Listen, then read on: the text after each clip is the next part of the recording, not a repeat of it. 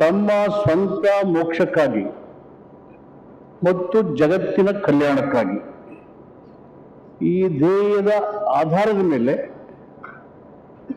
ಈ ಒಂದು ತಾತ್ವಿಕ ನೆಲಗಟ್ಟಿನ ಮೇಲೆ ಪ್ರಾರಂಭದಲ್ಲಿ ಈ ಸಂಸ್ಥೆಯನ್ನು ಕಟ್ಟಿದರು. ಸ್ಪಿರಿಚುವಲ್ ಆಕ್ಟಿವಿಟೀಸ್ ಸೀಮಿತವಾಗಿದ್ದಂಥ ಈ ಸಂಸ್ಥೆ ಬರ್ತಾ ಬರ್ತಾ education, health, social services, spiritual activities, other various training like personality building, image building, ಈ ರೀತಿಯ ವಿವಿಧ ಉದ್ದೇಶಗಳನ್ನು ಇಟ್ಕೊಂಡು ಈ ಸಂಸ್ಥೆ 100 ವರ್ಷವನ್ನು ದಾಟಿದೆ. ಸುಮಾರು 1925ನೇ ಇಸ್ವಿನಲ್ಲಿ ಪ್ರಾರಂಭವಾದಂಥ ಸಂಸ್ಥೆ 120 ಇದು 2 ಪ್ರಮುಖ ಕ್ಷೇತ್ರಗಳಾಗಿ ಕಾರ್ಯನಿರ್ವಹಿಸ್ತಾ ಇದೆ. 2 important sectors, one is math, the other one is mission.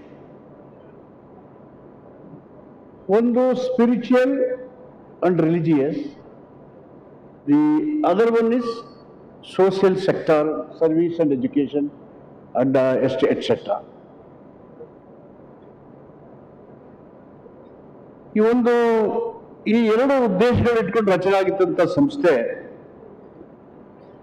ಮಾನವೀಯ ಮತ್ತು ಸಮಾಜ ಸೇವಾ ಕಾರ್ಯಕ್ರಮಗಳನ್ನು ಈ ರಾಮಕೃಷ್ಣ ಮಿಷನ್ ಶಿಕ್ಷಣದ ಮೂಲಕ ಪ್ರಾರಂಭ ಮಾಡಿದೆ.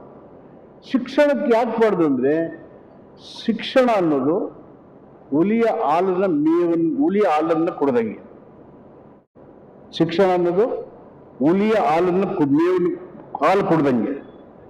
ಹುಲಿಯ ಹಾಲನ್ನು ಕುಡಿದವರು ಗರ್ಜಿಸಲೇಬೇಕು.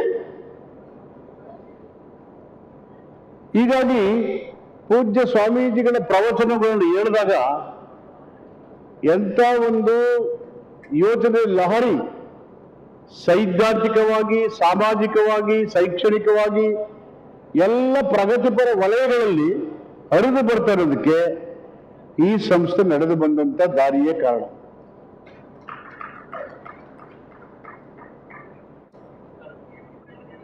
ಅಂಬೇಡ್ಕರ್ ಅವರು, ಸ್ವಾಮಿ ವಿವೇಕಾನಂದರು ಮತ್ತು ಪರಮಹಂಸರು ಪರಸ್ಪರ ಭೇಟಿಯಾಗಿಲ್ಲ.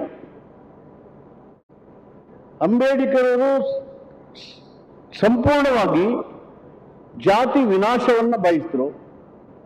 ಸ್ವಾಮಿ ವಿವೇಕಾನಂದರು ಧರ್ಮದ ಸುಧಾರಣೆಯ ಮೂಲಕ ಇತರ ಧರ್ಮಗಳನ್ನು ಓದಿ ಎಲ್ಲ ಧರ್ಮಗಳು ಒಂದೇ ಮುಕ್ತಿಯ ಮಾರ್ಗದ ಕಡೆಗೆ, ಒಳ್ಳೆಯ ಕಡೆಗೆ ಪ್ರವಾಸ ಮಾಡುತ್ತೆ ಅಂತಕ್ಕಂಥ ಸಂದೇಶವನ್ನು ಹೇಳಿದ್ರು. ಅಸ್ಪೃಶ್ಯತೆಯನ್ನು ನಿವಾರಣೆ ಮಾಡಬೇಕು ಅಂತ ಅಂಬೇಡ್ಕರ್ ಹೇಳಿದ್ರೆ, ಸ್ವಾಮಿ ವಿವೇಕಾನಂದರು ಅಸ್ಪೃಶ್ಯತೆಯನ್ನ, ಪರಮಹಂಸರು ಮತ್ತು ಸ್ವಾಮಿ ವಿವೇಕಾನಂದರು ಅಸ್ಪೃಶ್ಯತೆಯನ್ನ, ಜಾತಿ ಆಧಾರಿತ ಹುಟ್ಟನ್ನ ನಿಕೃಷ್ಟವಾಗಿ ಖಂಡಿಸಿದರು.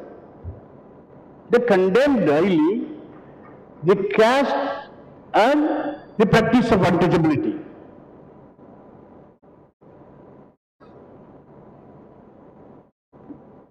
ಅಂದರೆ ಅವರಿಗೆ ಸ್ಪಷ್ಟವಾದಂಥ ಕಲ್ಪನೆ ಇದ್ದುದು ಮಾನವ ಸಮಾಜದ ನಿರ್ಮಾಣದ ಬಗ್ಗೆ. ಸೇವಾ ಪ್ರವೃತ್ತಿಯನ್ನ ಪ್ರಮುಖ ಉದ್ದೇಶವನ್ನಾಗಿಟ್ಕೊಂಡು ಶಿಕ್ಷಣದ ಮೂಲಕ ಅಮೂಲಾಗ್ರವಾದಂಥ ಬದಲಾವಣೆಗಳನ್ನು ತರುವಂಥ ಧ್ಯೇಯೋದ್ದೇಶಗಳನ್ನು ಅವರು ಇಟ್ಟಿದ್ರು. ಮಕ್ಕಳಲ್ಲಿ, ಯುವಕರಲ್ಲಿ ನೈತಿಕತೆ, ಸಾಂಸ್ಕೃತಿಕ ಮತ್ತು ಆಧ್ಯಾತ್ಮಿಕ ಮೌಲ್ಯಗಳ ತುಂಬಲು ಮೌಲ್ಯಾಧಾರಿತ ಶಿಕ್ಷಣ, value based education, education with system scientific approach, education with value based.